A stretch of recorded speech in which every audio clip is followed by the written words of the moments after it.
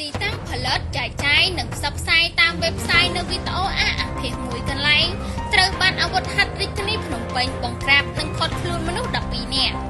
នៅរសៀលថ្ងៃទី6ខែមិថុនាឆ្នាំ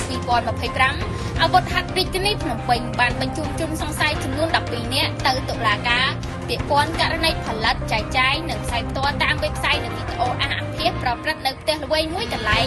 ស្ថិតនៅតាមបណ្ដោយផ្លូវលេខ242សង្កាត់បឹងប្រលិតខណ្ឌ7មករារាជធានីភ្នំពេញ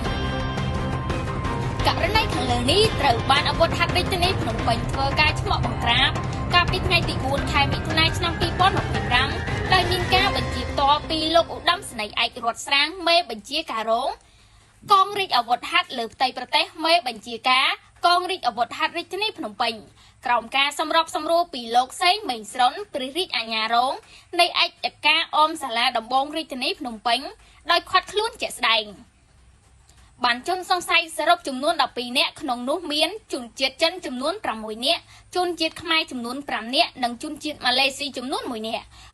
ព្រមទាំងដកហូតវត្ថុតាងពាក់ព័ន្ធមួយចំនួនរួមមានកុំព្យូទ័រលឹងនិងយោនីសប្បនិមិត្តឧបករណ៍សាច់ស្រោមអនាម័យរបាំងមុខទុកថតរឿងសាច់រួមនឹងសម្ភារៈជាច្រើនទៀតផងដែរ